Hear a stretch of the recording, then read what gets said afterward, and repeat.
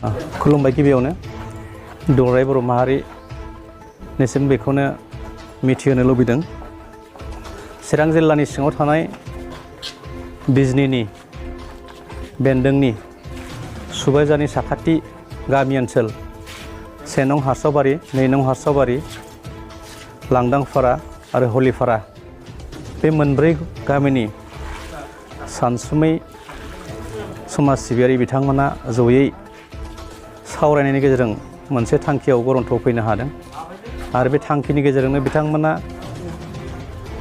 ओनसोलनिनो ME school आलारि, बे आलारि एमइ स्कुलनि साखाथियाव बड'फा उपेन्द्र ब्रह्मनि स्टेटु बिथांनि मुसुखा बानायनाय थांखि लादों आरो थांखि बादियैनो दिनै फैयै फैयै बिथांमोना गिबियै खुन्थिया गायसनजेननाय बे हाबाफारिखौ मावफुंबाय। आङो जोबोरै गोजोननाय मोन्दों आंनि फारसेनिफ्राय आरो बिजनी दख'रा दुलाराय बर' फरायसा आफादनिफ्राय बिथांमोननो साबायखर बावनो आङो लुबैदों। मानोना जोंनि बिजनी ओनसोलाव बेबायदि बड'फा उपेन्द्रनाथ ब्रह्मनि मुसुखा जों दिनै लुनानै लानो हायाखै। बे बायदि जाहोनाव जानो हागौ।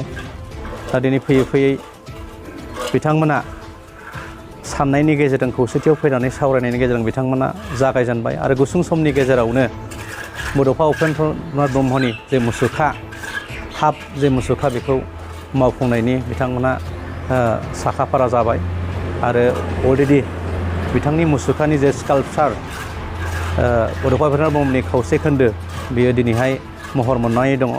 दा दिनै जेखिनि आर्ट फिलिं आरो गुबुन गुबुन बे स्काल्पचारखौ बहायनो थाखाय हाबाफारि दङ बियो दिनैनिफ्राय जागायजेनबाय आरो गुसुं समनि गेजेरावनो फैगौ बैसाग दान थामहिनबा एप्रिलनि जोबनायथिं बिथांमोना आबुङै महर होनायनि बाथ्रा जोंनो मिथिहोदों। जोबोर गोजोननाय मोन्दों आरो बेवहाय लुफुं आफादनि आफादगिरि हिसाबै मानाव गेदेर संगित नाटक एकाडेमि मोनसे समाव मोननो हानाय, ललित कला संगित एकाडेमि बान्था मोननो हानाय मानाव गेदेर जोंहा मनेस्वर ब्रह्म सारा गावनि दैदेननायाव आरो लोगोसेनो बिथांनि जे बड'फा उपेन्द्रनाथ ब्रह्मनि मुसुखानि डिजाइन बिथांखौबो बिथां सारानो महर होदों।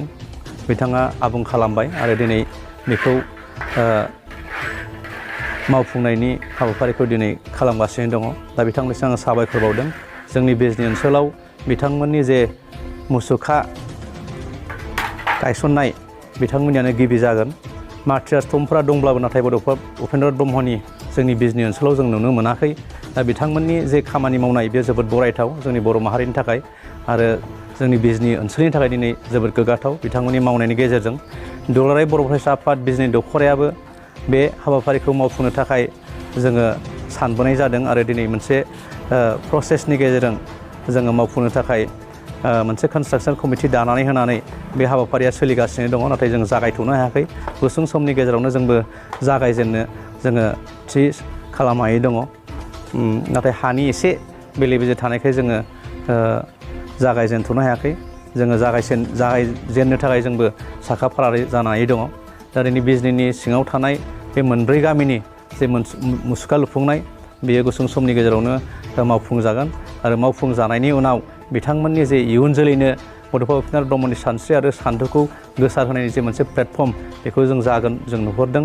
मानोना बिथांनि मुसुखायाव बिथांनि जोनोम सान आरो थैनाय समाव बिबार बावनायजों लोगोसे बिथांखौ सिबिनायजों लोगोसे बिथांनि सानस्रि सान्थौ गोबां बाथ्रा जायजों बर' हारिखौ खौसेथि, जायनि गेजेरजों बर' हारिनि हारिमु, राजखान्थि, समाज बेबस्था, रांखान्थि जौगानाय गोबां बिथिं फारसे जोंनि हयथ' इयुन जोलैफोरनो लाइमोनफोरनो सावरायनायनि गेजेरजों बिथांमोननो बड'फा उपेन्द्रनाथ ब्रह्मनि सानस्रि आरो सान्थौखौ गेवलाङै गोसारहोनायाव दिनैनि जे लुफुं आफादनि खामानि मावनाय बियो इयुन जोलैनो होलांबाय थानो हागोन जों आसा खालामदों। आरो फैबाय थानाय समाव बेबायदिनो बड'फा उपेन्द्रनाथ ब्रह्मनि जे सिमां बे सिमांखौ आबुङै महर होनो बर' माहारिखौ बुहुमाव गेरेमसा महरै गायसंनो नैबे लुफुं आफादा लुनानै होलांनायनि उनाव हयथ' बायदि गोबां बाथ्राफोर सावरायनायनि गेजेरजों बड'फा उपेन्द्रनाथ ब्रह्मनि जे मावनो आद्रा थालांनाय सिमां इयुन जोलैनि गेजेरजों बे जाफुंहैगोन बेखौ जोङो फोथायनो हायो। दा बेनिखायनो दिनैनि जे बड'फा उपेन्द्रनाथ ब्रह्मनि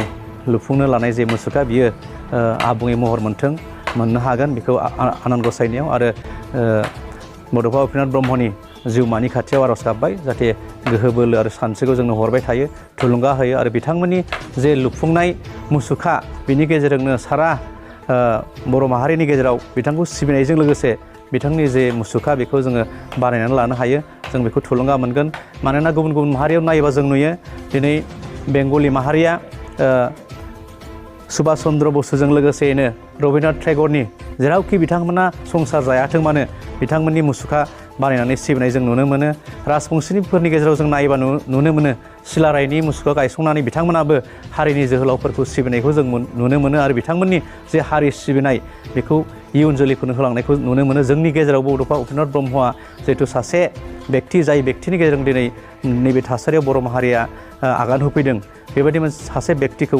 सिबिनायाव जों बयबो बाहागो लानांगौ आरो बाहागो लानायनि गेजेरजों जोंनो हारिनि गेजेराव गोबां जेंना जेंनाखौ सावरायनायनि गेजेरजों बोस्रांनायनि लामाखौ मोनगोन आरो बिथांनि जे सिमां थांनानै थानाय समाव नुलांनाय बिथांनि सिमां बेखौ फैबाय थानाय इयुन जोलैया जाफुंसार मोनसे महराव लानानै फैनो हाथों बेखिनिखौनो आङो खावलायहरबाय गोजोन्थों।